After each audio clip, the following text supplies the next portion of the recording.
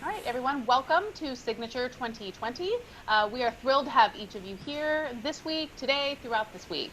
And my name is Alexis Holliday. I'm one of the Western District Counselors here for TBSigma. And before we begin, if you'd like, you can go ahead and make sure to update your name to show your name, chapter, and pronouns if you'd like.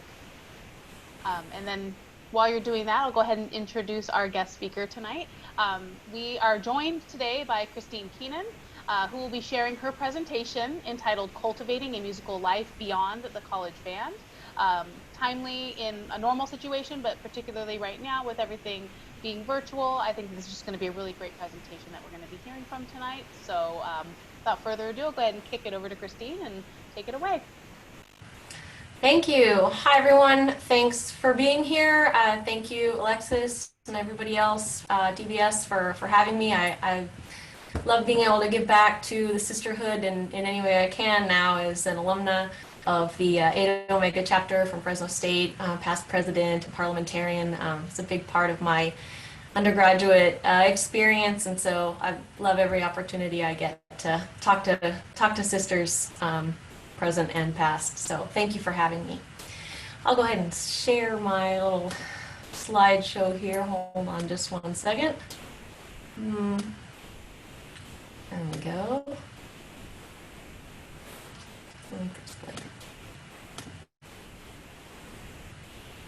Okay, not if you can see that all right, the first slide there. Excellent, thank you.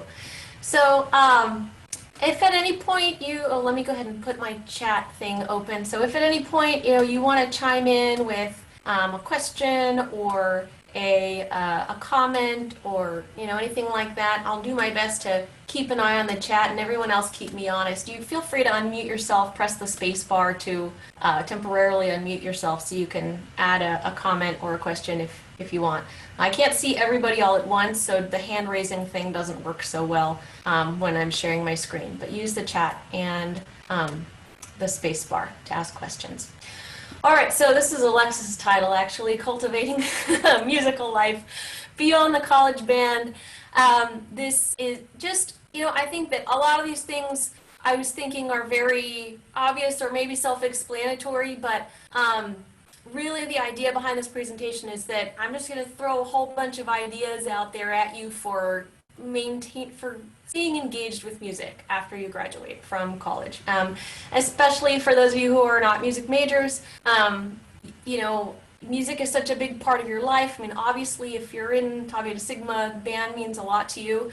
And if you graduate college and you leave it behind, a lot of folks feel an emptiness. Something is missing. So I'm just going to throw out a bunch of ideas for you of ways that you can stay engaged and stay musical even after you're not in your university band anymore. So why is it important to continue to have a musical life? Everybody needs some kind of creative outlet. As humans, we are uniquely creative creatures and, artistic by nature. And so I think that everybody needs some way to create and express themselves. And you know that because you've been in band this long, that it's something that sort of feeds your soul and speaks to you in a way that other activities don't. The social connection, finding that cooperation with others, all the reasons that you're in band now, right, is because you get to interact with friends, have a common purpose, all of that, the connection that you get from being in ensembles, you want to continue that through your life. Personal investment in growth and fulfillment. You have invested a lot of time at this point in your skills as an instrumentalist or musician, right? And to throw that away at this point would really be a waste. So you want to continue that, right? It's an investment that's going to continue to pay off the rest of your life. I put there me time. One of the presentations I attended earlier was about self-care, and music, if it, fulfills something inside you creatively, and that's something that you need for yourself, beyond the other obligations you have in life, work, family, for other people. You need something for yourself, and a lot of times music is that thing. Skill transfer, there's a lot of a lot of research out there on you developing your fine motor skills, you know, your cognitive abilities, your connection, your hand-eye coordination, your, you know, music reading skills. That stuff keeps you sharp, you know, throughout the rest of your life.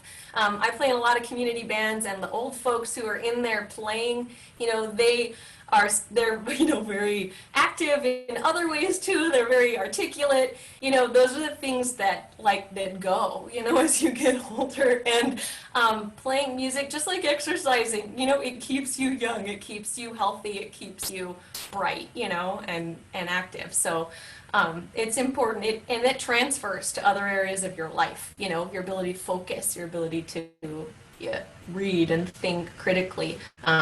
Performing in music has shown to have benefit you in those other areas. And then, of course, it reduces stress, you know, the happy hormones, endorphins that you get, just like when you exercise, right? You do that, and it actually boosts your mood, playing music.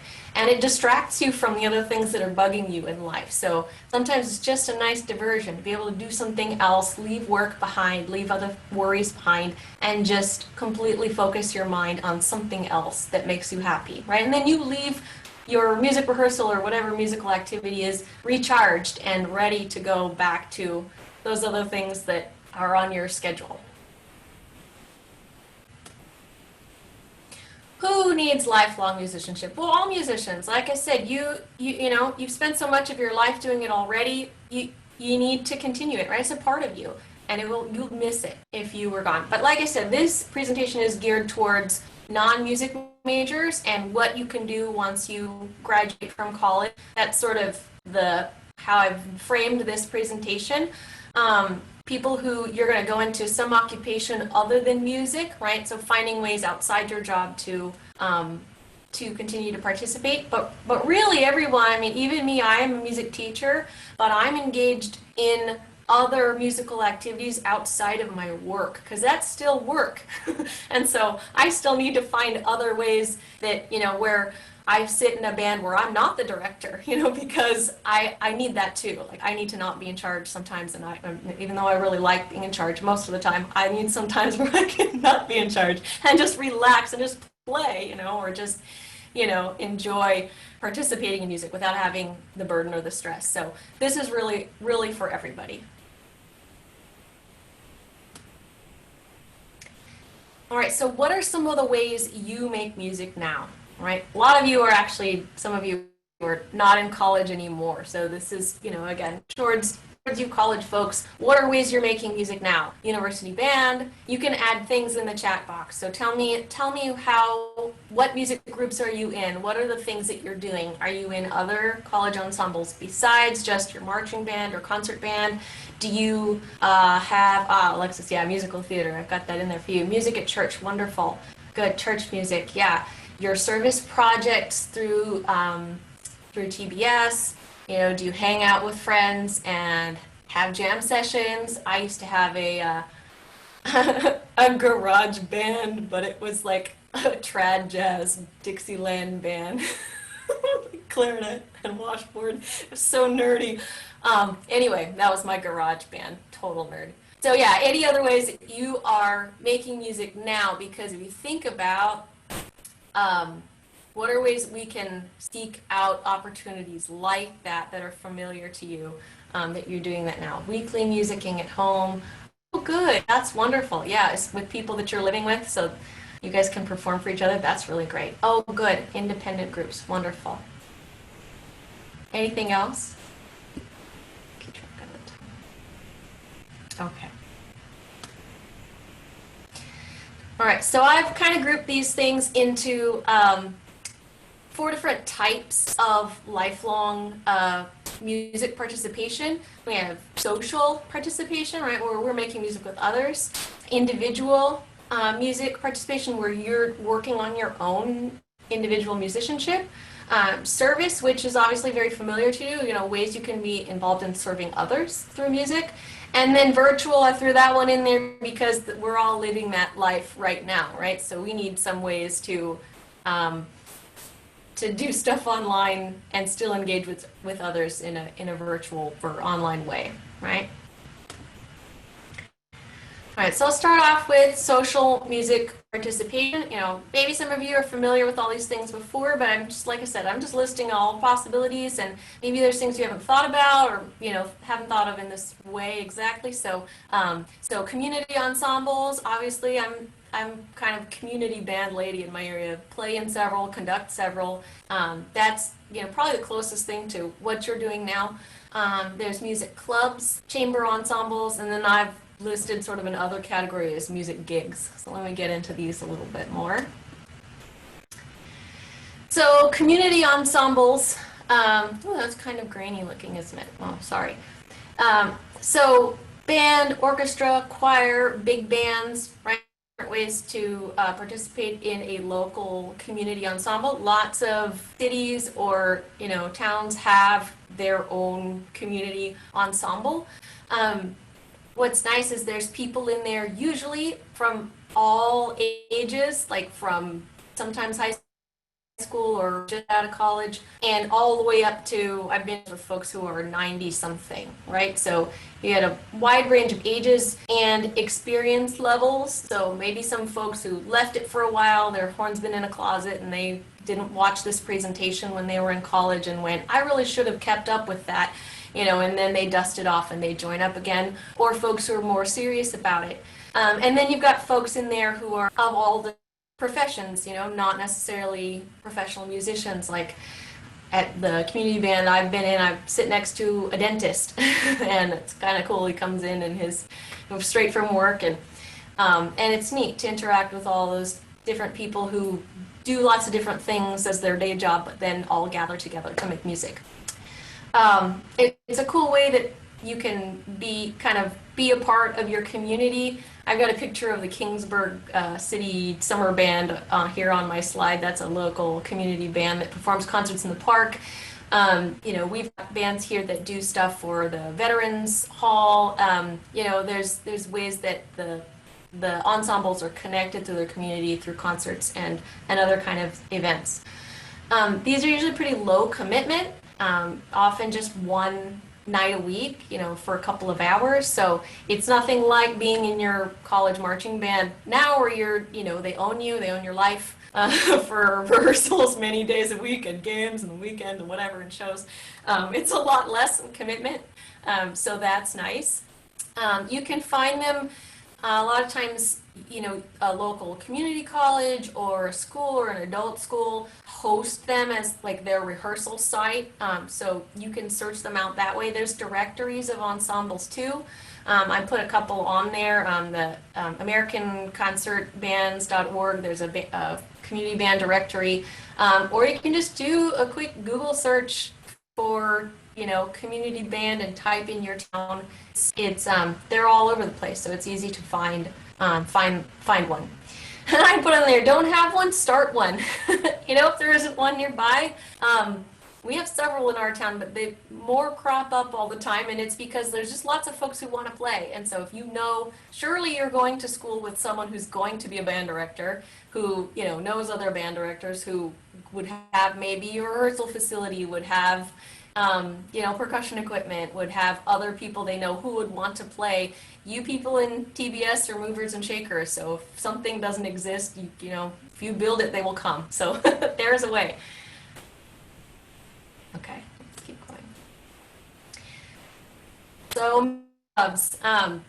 This here is a picture of a local ukulele club here in town, and so a lot of times there are folks who gather who play like all the same instrument. Like we've got trombone groups here in the valley. Tuba Christmas is a thing, you know, that people gather, they come all over just to play Christmas tunes, you know, tubas and euphoniums all together. Like I said, this is ukulele club. There's lots of those, like it's just people who, as a hobby, you know, like to gather with folks of the same instrument or, you know, similar music taste.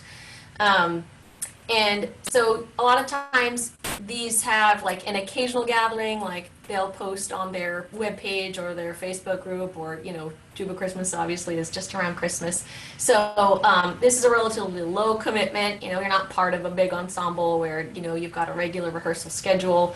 You know, it's just sort of like, look at the event calendar, and if I got time, I'll go attend this event.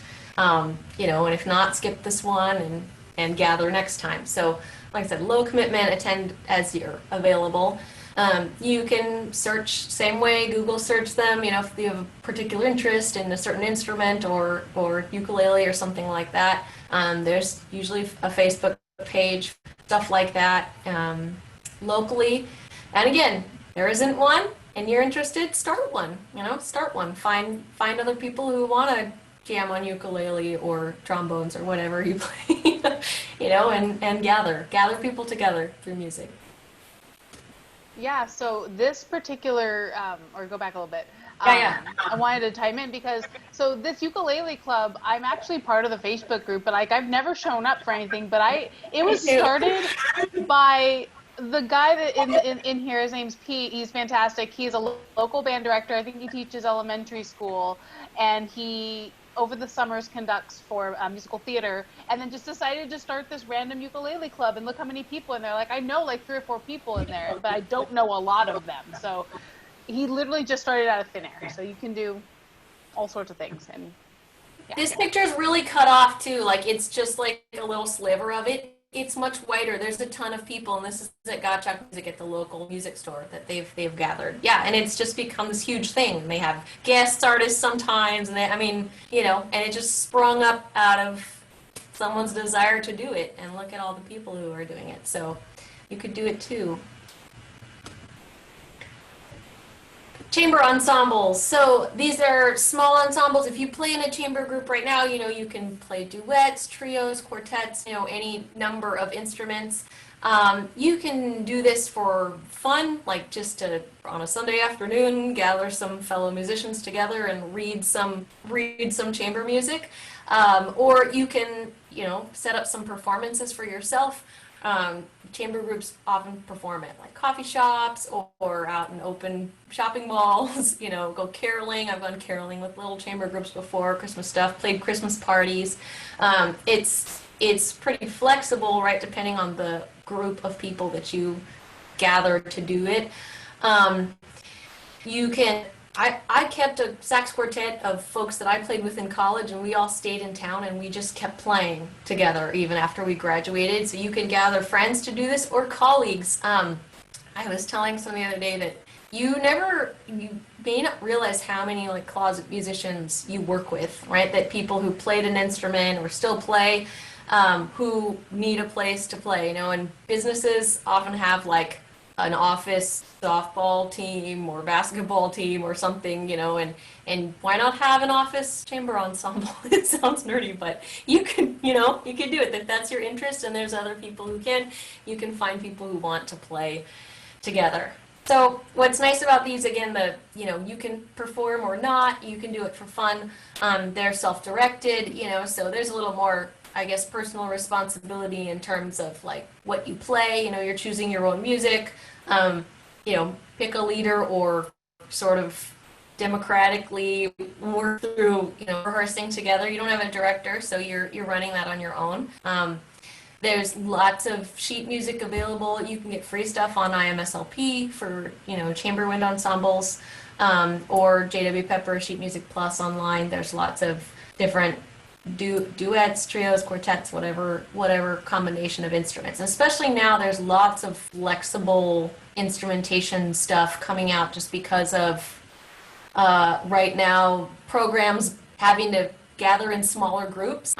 You know, since we can't gather in large groups right now, even when we are able to make music in person again, it's going to have to be smaller ensembles. So there's lots of new music available, not just old music like what's on IMSLP, you know, public domain stuff, but lots of new stuff being composed right now specifically for small ensembles and with flexible instrumentation, so any combination of instruments. So that's really neat, something happening right now. So if you have a favorite composer like John Mackey or Alex Piro, like new stuff, they are writing for that kind of stuff too. So you can see that. Yeah, so flexible commitment level, where your people in your group choose your own rehearsal schedule, whether or not you want to perform. If a large ensemble with a regular schedule isn't for you, but you want to still play and maybe want a little more intimate of a setting where you know the people you play with a little more closely, then this is a good option, right, to keep playing. How many of you play in a chamber ensemble now? I can't see all of you, but anybody play in a chamber ensemble now? Oh, you should gather some friends together and play. Gather your friends and play. Yeah, now it's like, I want to do this again. Since Yeah. I'm not going to have musicals for a while, so yeah. All right, and then music gigs. So this is Alexis inspired. So these are more performance driven, right? So this is like, we want to perform a lot, right? And maybe have more intensive rehearsal sessions and actually get out and play music for people, right? Instead of just kind of chill in my living room playing with some friends, some trios or whatever. These could be paid gigs, or, you know, a lot of times they're volunteer. They're not usually very well paid, but, you know, it could be, you could make some extra cash on the side. I mean, if you're skilled enough, if you're a very skilled musician, you could make money doing side music gigs. Musical theater, like Alexis mentioned, if you have a local community musical theater group that puts on productions, you could sing and dance, you could audition, or you could play in the pit orchestra. Someone mentioned you play at church, you could sing in the choir or be part of the band or orchestra. Less often, you know, for holiday performances, I know a lot of times churches for Christmas and Easter will add music on just for the larger services for holidays, so you could be a part of those, or a regular Sunday worship would be a greater commitment, right? A regular performance and probably a rehearsal during the week for band or choir. If you've got a combo, or, you know, a cover band, or you know, something that like you rehearse with that you want to have gigs or tour, I've got a picture here of this Les Nunes there. They're playing at, what is that, Papa's? And anyway, I was trying to find a local restaurant that has live music, or a coffee shop, or, you know, you can play at those just like a chamber ensemble, but sometimes they want to hear, you know, like a jazz combo or or cover band type thing. So these are usually a larger commitment than the other options, right? Because if you're scheduling performances for yourself, right, you've got to reach out and contact those folks who are, you know, going to give you the space to play, to perform. Like I said, more performance oriented. These could be like a short-term thing, like if it's the run of a musical, you're going to have rehearsals every night, like all week long, and then several weekends of a run, and then nothing for a while, unless you do them back to back like Alexis does, like a crazy person. She loved it. You know, or a longer term thing like with the regular gigs, and more intense rehearsal and performance schedule.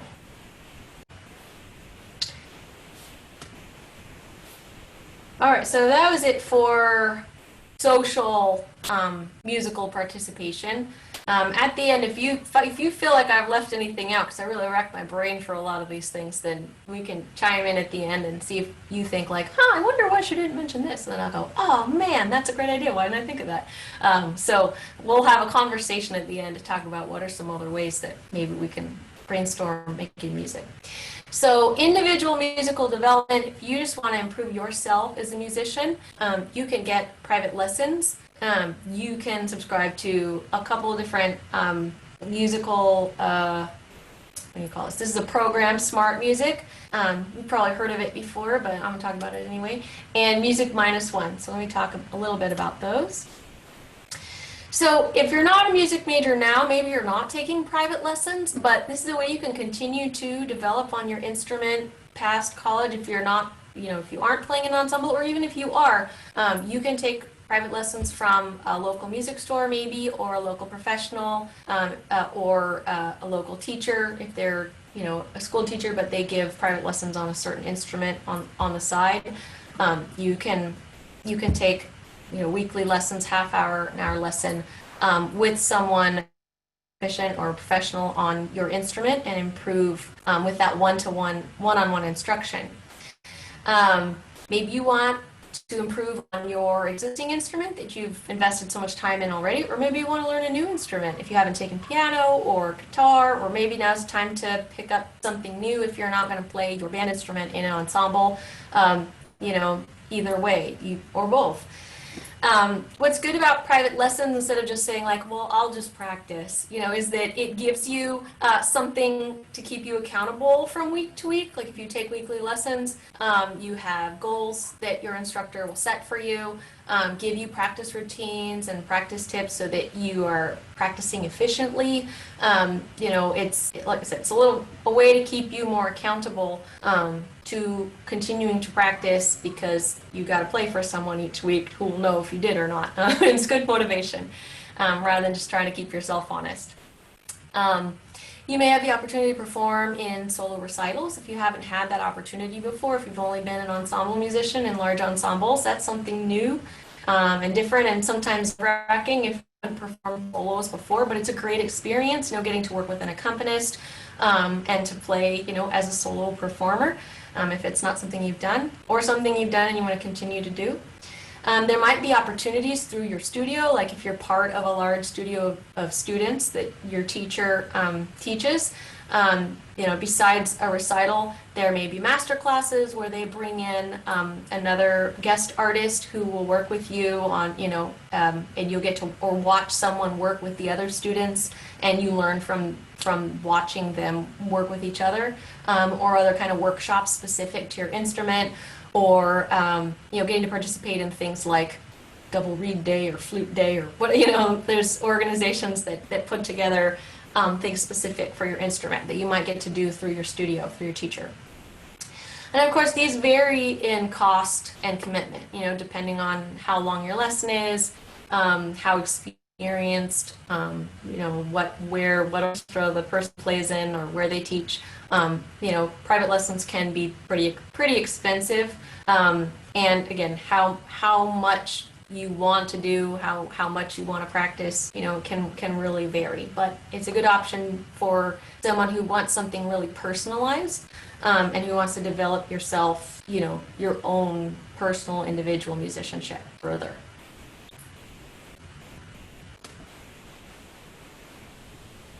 So how many of you have used Smart Music before? Anybody use Smart Music? Okay, quite a few of you. Well, if you haven't, it's a really handy online program. You can sign up for a subscription. It's $40 a year, and what it is, it's a lot like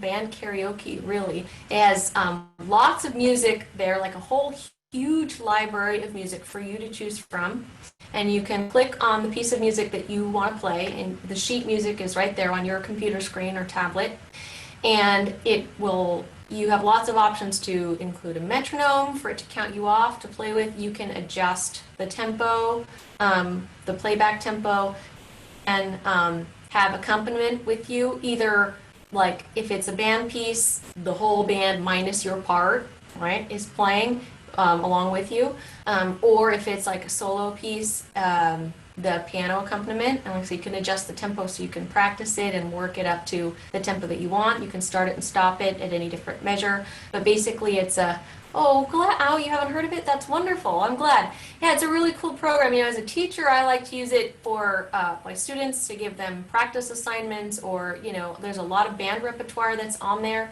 so you can assign like a part for someone to practice and play. Yeah, so there's solo repertoire on there. You can, you know, choose a solo to play, and like I said, there's the piano accompaniment that you can play along with, you know, in your headphones and listen. You can, like I said, if there's like a favorite band piece that you played in band or an honor band or something, you're like, oh, I really love that piece, I want to play it again. You know, you can pull up that piece in Smart Music and, you know, put your headphones on and I guess sort of imagine you're playing with a band. This is a good virtual option too, I guess. When you want to play. Yeah, yeah, it's great. It's great with students. Oh, and the other thing that's really cool about it is that it gives you feedback if you want the feedback, and it's kind of like let's see, what's that video game? Like it has a little cursor that goes on. I guess it's like, you know, like Guitar Hero, you know, the notes go by and it's got the little cursor and the click and you've got to play it in time. And if you don't, and everything you get right, it lights up green. And if you play a note wrong, it lights it up red. If you want, if you want it to give you feedback, it will. So it will identify your mistakes and also you can have it play your part along with you, or you can turn that off and just play yourself. Yes, you can record yourself doing it too. So it's a really handy practice tool. You know, it's great to use for a music class, but you can get an individual subscription and just use it yourself, you know, personally. All wind instruments, voice, yes, percussion, yeah. So yes, strings, yes. So when you sign up for it, it asks you what your instrument is, and it asks for like your first, second, third instrument. So then when you like look for a piece, if you search for a piece, I wish I'd like actually had it on here. I'd show you more of it. But just go to smartmusic.com and explore it a little bit. I think that they do a free trial. Like I don't know how long it is, but you can do a free trial. And then if you like it, you can subscribe to it and get all the features and the whole library to play around with. Yeah, it's fun.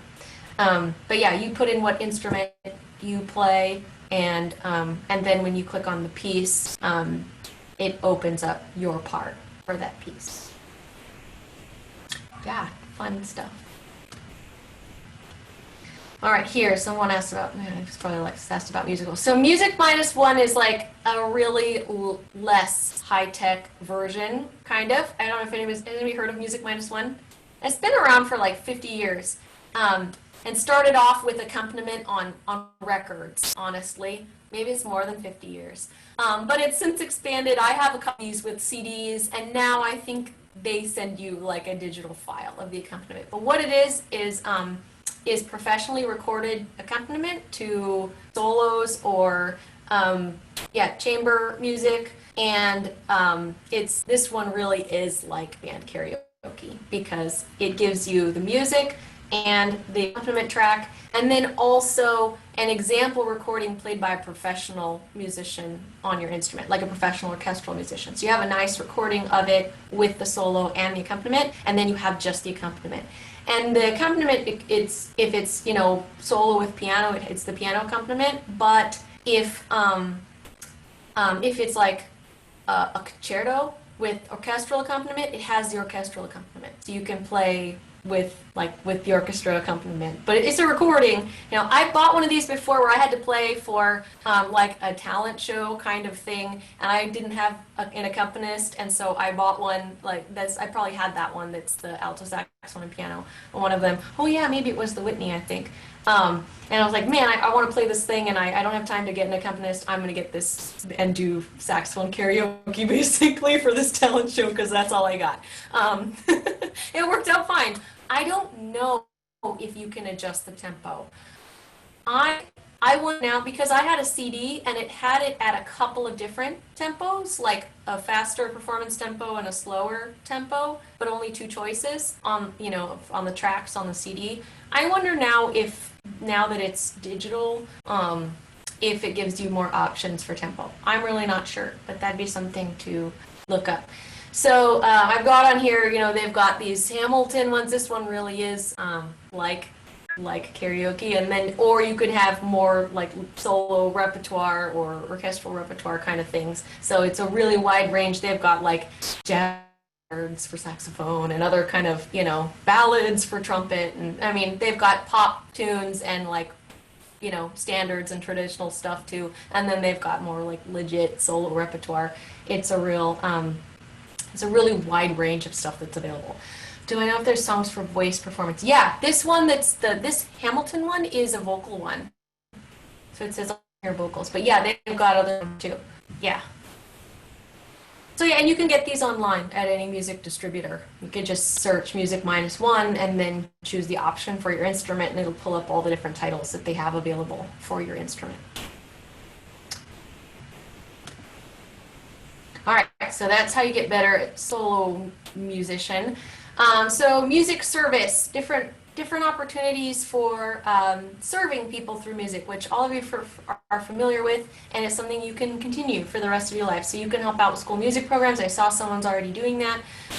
Other external children's music organizations outside of schools, or arts organizations, right? Whatever you got in your town. So there's lots of different ways you can help out school music programs. If you are friends with music ed majors now and you call them up when they've got their first job and you say, hey, could you use any help? I really doubt they're going to say no. You might have to be fingerprinted, you know, and get a little school badge, you know, sign in at the office or whatever. But I know that a lot of teachers need help and would be happy to have volunteers in their classroom. So you can tech for a marching band. I'm sure lots of you are already doing that already. You can be a classroom aide for elementary music, you know, help wrangle the kids, help with all the scarves and the boom whackers and the whatever. You know, there's usually a lot of things and people to manage, and I'm sure a teacher would be happy to have help with that. You can tutor beginning band students on your instrument, all right, help them develop their embouchure. A lot of times bands are what's called homogenous groups, like all mixed instruments as beginners, and that's really challenging to teach everybody all different instruments from the beginning all at the same time, if you've done that before. So it's helpful maybe to have someone sitting in the clarinet section or sitting in the trumpet section, like, hey, are you got your fingers in the right place? Hey, you know, are you sitting it the right way? That's very helpful.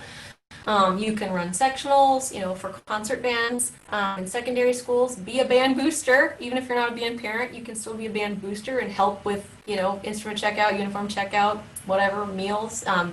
So things to consider. It helps if you have a connection, but if you're in band now, you probably know someone who's going to be directing a band someday, and you probably all do have a connection to a band program or music program you can help with.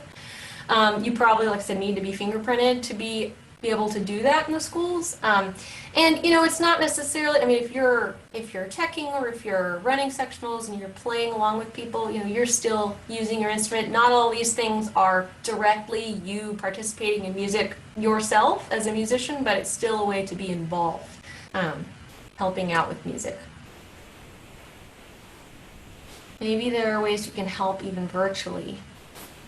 Yeah, you could. A lot of folks are doing, you know, stuff through Zoom like this right now and doing lessons. You know, if you were going to get private lessons right now, it would be Zoom lessons. I know lots of folks who are offering lessons through Zoom or through FaceTime, so that might be something that you could help do. Zoom has a feature for like breakout rooms, so maybe if, you know, you take folks aside separate and host one of the breakout rooms in like a little Zoom lesson, music lesson, that could be something. Virtual instrument petting zoo, yeah, exactly. So there are other musical organizations outside of schools for children that you can be a part of. There's youth orchestras and choirs, or you can help with concerts or with auditions. I realize I'm getting close to the hour, so I'm going to talk faster. Music camps, I've got a picture of Lake Sequoia Music Camp up there. You can be a camp counselor, you can help run rehearsals, or you know, run other activities for the camp. And community music schools, a lot of times, like I know that for us, or something that's like a step, or you know, we have one on our campus where students come for lessons or for small ensemble instruction. Those are, what do you call it? Oh, someone said those are the kids I help teach. Which ones?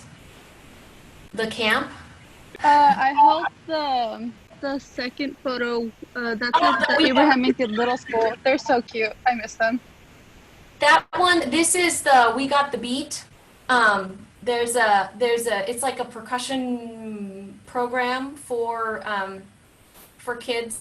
I think they have a wide range. We have the Bach Children's Choir. This is We Got the Beat. They're just like a drumming club for kids. But yeah, there's lots of these different like extracurricular music programs for children that I'm sure would love to have volunteers.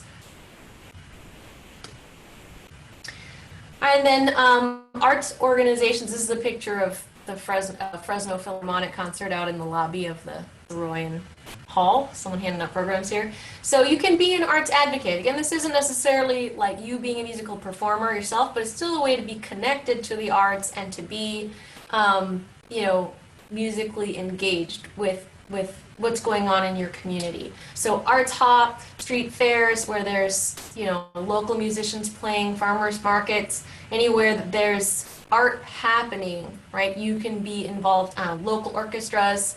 I was I pulled this picture off the Fresno Philharmonic Orchestra website, and there's a link right at the top of their page. Help, help us, be a sponsor, be a donor, be on the board, be a volunteer, hand out programs, that kind of stuff. No one says no to a volunteer. These organizations usually need help and they need money, and we want them to survive. We want these arts organizations in our communities, enriching our lives, right, and giving us opportunities to go to concerts, to see performances, for local performers to have the avenue to perform. So, like I said, nobody turns down a volunteer, and if you want music to stay alive where you are, you can be a part of helping that happen by volunteering and by supporting these organizations.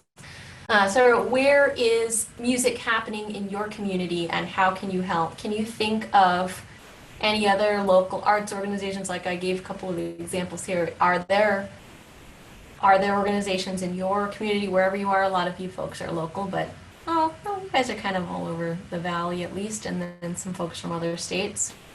What's going on? What's the scene? What's the music scene in your town, and how could you help?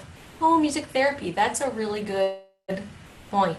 That's a growing profession too. I know a lot of universities are adopting music therapy as a new major. Nothing right now, of course. There's nothing going on right now.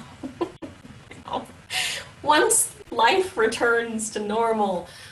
And honestly, now more than ever, these organizations that are not getting ticket revenue, that are not getting sponsorships, that are not getting people coming to concerts, and they're sort of falling off the face of the earth at the moment because they can't have rehearsals, so they can't gather, they can't have meetings or performances. We're gonna need to infuse the life back into them once we can all open up again, right? Because we don't want this pandemic and this shutting of everything down to make all this stuff disappear. So your advocacy, your activism can help to bring these things back to life once we're able to have them again. So think about that. What was here, and how can you get it, rekindled, restarted again? Yeah. One thing that happened that I'll talk about, that maybe for people who aren't from this area wouldn't know about, but might be interesting to you, is I used to belong to a scholarship ensemble back in college, and there's every year there's just people that join that scholarship ensemble, and we played all sorts of like rock and funk music, and they decided, a friend of mine who was in the group decided to just get a group on Facebook, get everybody in there and say, hey, we're going to go ahead and record ourselves virtually, submit it with a video and audio, and then I'm going to go ahead and mix this, and we'll pick a song once every couple weeks, and you just go and you play, here's the sheet music, you upload the sheet music to Dropbox or whatever, and then he mixed and created a video of former alum from this group playing these songs that we hadn't played since college, and then was releasing them, trying to make them go viral. But I thought that was a really cool way to just bring virtual music together when we can't just I can't just go play with the Bulldog Beat, which is what it was called. I would have to physically just be in my house and play my instrument, but then he mixes it together and it just makes this really cool thing. And so that would be something kind of cool for other, if we wanted to adapt that to chapters. If you guys can't play your marching band, you can, I don't know if you're going to show them what you've been doing, Christine, for your groups, but anyways, there's also really cool ways to get involved with music, right now, even if it's not in person. True, right. There's still ways that we can be connected and engaged with music, even though we're all stuck in our own houses and can't interact with other people in person. And you know, the Smart Music and Music Minus One, both of those are, you could be doing those right now. You can order that stuff and, you know, and have something to do. You don't have to be baking bread and doing jigsaw puzzles. You could be playing your instrument too. You know, so there's other things you can be doing. You all should be practicing. There's ways to do it, even if you can't be in bed right now. But that was a perfect segue because yes, there's other ways to have virtual participation in music, and I know a lot of folks are looking at these options and ways that they can stay engaged, especially since a lot of us, even through the fall semester, are going to still be online. So things to think about. So yeah, there's virtual ensembles. There's the acapella. Oh, I spelled it wrong there. There's no space. It's the acapella app. And then some other online resources, lots of online resources out there to keep you engaged. So virtual ensembles, yeah, this is actually a picture of the one that I'm running right now, and I think I saw, yeah, Lupe is on there. This one kind of cut off my picture too, but if you were to expand it more, you'd see, you see Kevin on there too. So this, you don't actually get to play with someone else in real time. Like Alexa said, you record yourself individually, right? With accompaniment in your headphones, you hear the recording or a click track, and you record your own part on your own, and you send it off, and it gets combined with everyone else's recording and spliced together, like you see on the screen here, with everybody's individual recording put together to make a virtual performance. You've probably seen these floating around social media a lot. There's, you know, several ensembles doing these right now.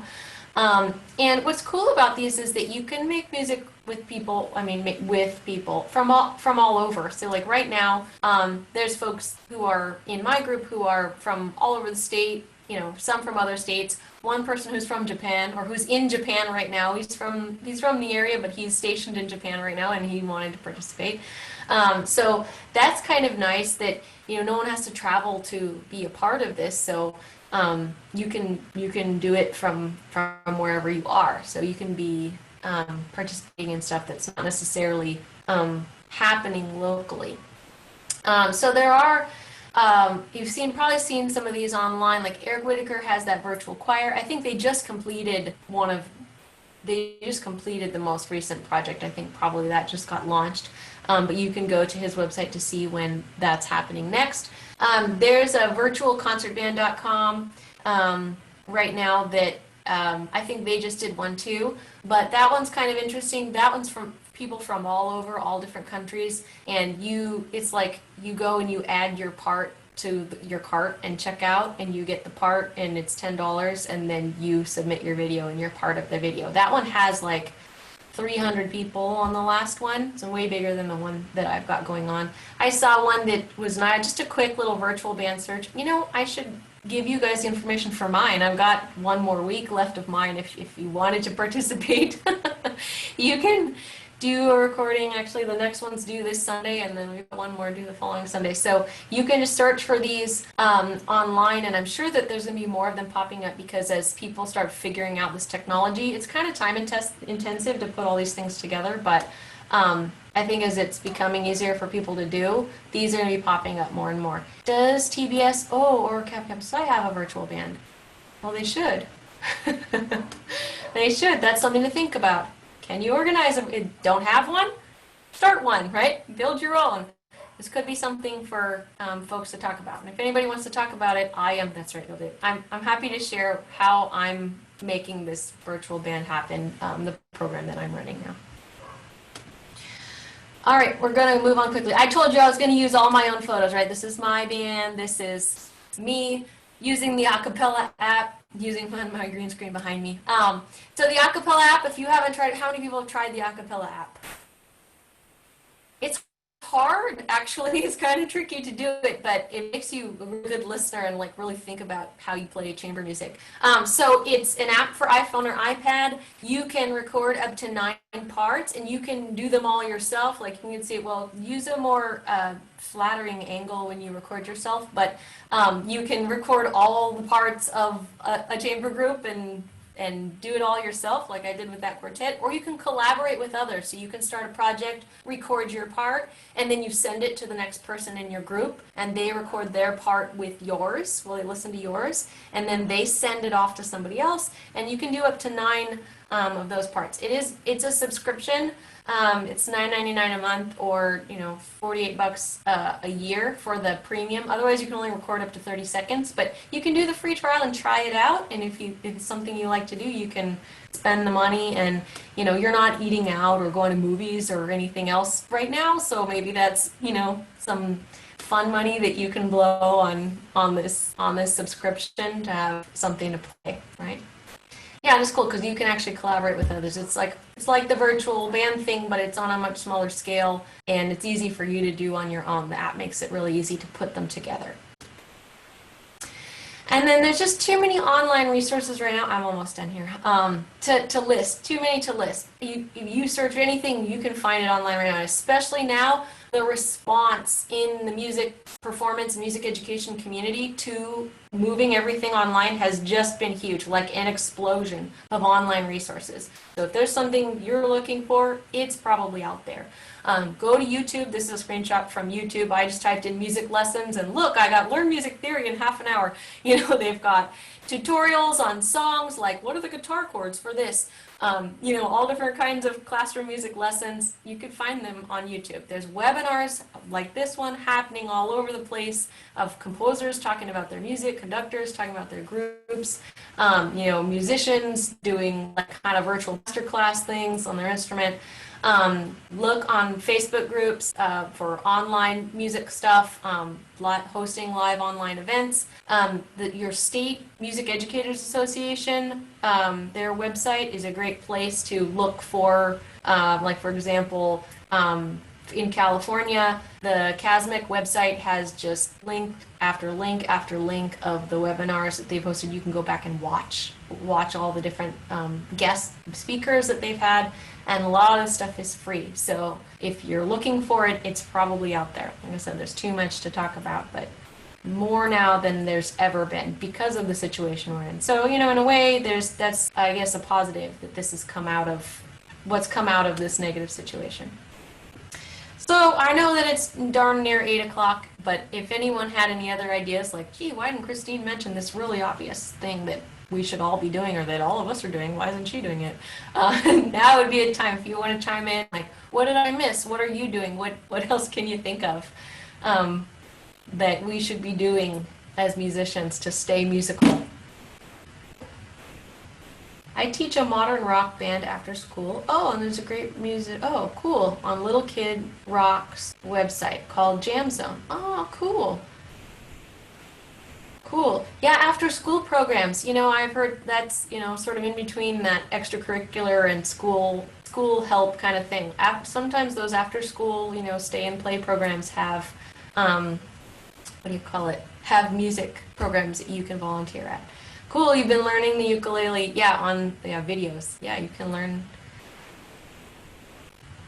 You can keep putting those in the chat. I'm going to go ahead and finish my little thing here. So the only thing you really need to think about is you've got to make time in your life for music, right? Like anything else, you need to find time to do it. So life gets busy, you graduate, you start a new job, and then you need a route of options and all these different levels of cost and time commitment. What is the best way for you to fit music in your schedule? What level of commitment and time can you fit into your schedule?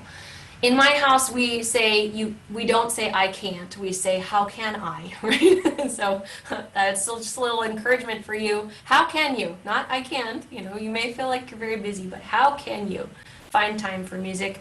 And really, it's something you've got to schedule. So, even if it's that individual thing, put it on your calendar, on your repeating calendar that, Saturdays at 10 o'clock or whatever is your smart music time. Or, make your weekly, we used to do Sundays at 2, my quartet, that was, we did it every Sunday and we rarely canceled. Practice mutes. That's a great point too. The silent brass stuff, right? If you are living in an apartment or whatever, no one wants to hear it, you might have to invest in that if there's no other space for you to do it.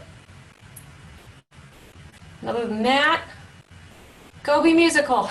Oh, look, you can see that bright screen just flashed on my face.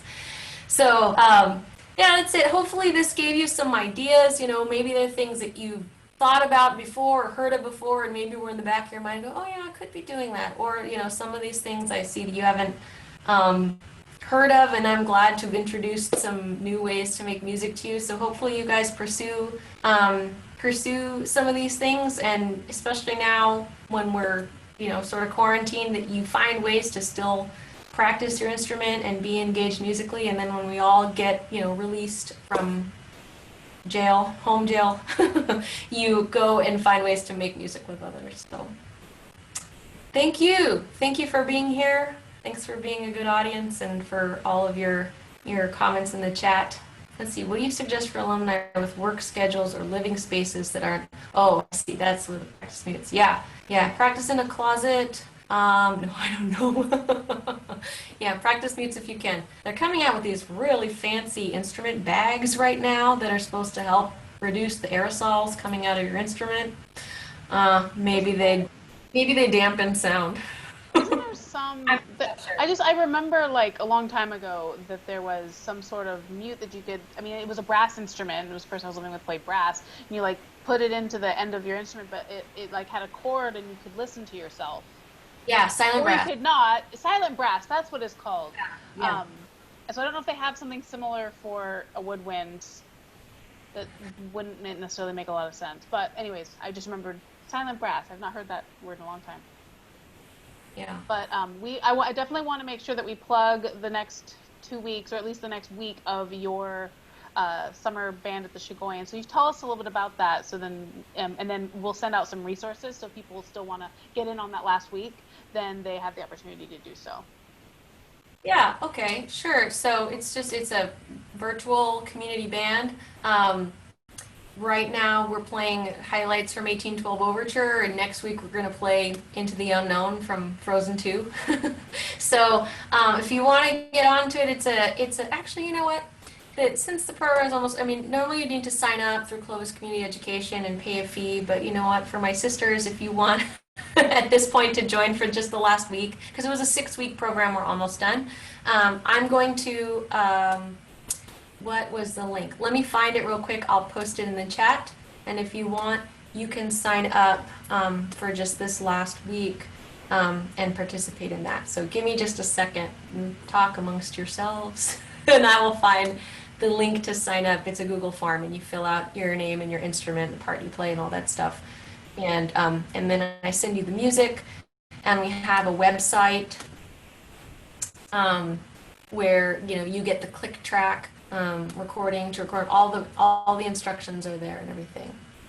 Where is it? I'll find it. Yeah, so while she's finding that to put in the chat, I'll go ahead and just try to close out for the recording purposes. Just thank you again for coming. We had really great questions today. We learned a lot of really important information, things I didn't even know, and I consider myself somebody that like kind of knows what's going on in music, and so I'm all excited, and I hope everybody else is too, for sure. But thank you again, Christine, for your presentation, for your knowledge, for your expertise in this area, and yeah, thank you again for coming. Sure, thank you for having me. Thank you guys for being here. Thank you.